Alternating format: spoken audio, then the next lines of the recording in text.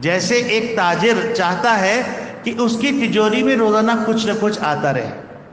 تو اللہ رب العالمین نے ہم کو تاجر بنایا ہے، اور نبی کریم صلی اللہ علیہ وسلم نے فرمایا کل یغدو فبائع نفسہ، ہر آدمی جب صبح کرتا ہے تو اپنا مال، اپنی جان کو تجارت پہ لگاتا ہے، فمعتقها او موبقها، یا تو وہ جہنم سے آزاد کروا لیتا ہے یا جہنم میں داخل کروا دیتا ہے۔ یہ نبی کریم صلی اللہ علیہ وسلم کے الفاظ ہیں۔ تو یہ موقع اللہ رب العالمین نے ہمیں اور آپ کو عطا فرمایا ہے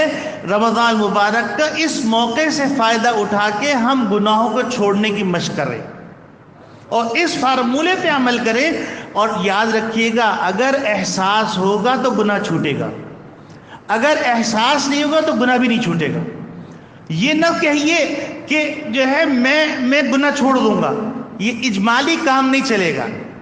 بلکہ تفصیلی کام چلے گا کہ ایک دفعہ اپنا مراقبہ کر کے سوچئے کہ آپ کی ذات میں کون کون سی غلطیاں ہیں۔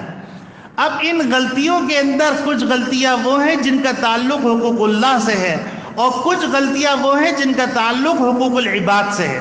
حقوق اللہ والی غلطیاں تو اللہ سے کمپنسیٹ کروا دیجئے، اللہ سے معاہدہ کر لیجئے، اللہ سے معافی مانگ لیجئے۔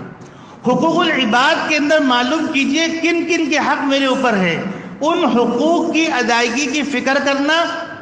اور ان کو فون کر کر یہ کہنا کہ بھائی مجھ سے غلطی ہو گئی،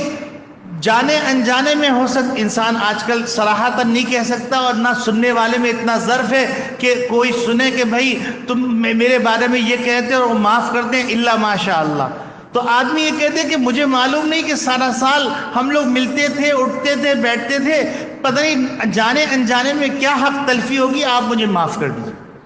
کیونکہ شب قدر میں بھی اللہ رب العالمین کینہ رکھنے والے اور قطع تعلق کرنے والوں کی بخشش نہیں فرماتے۔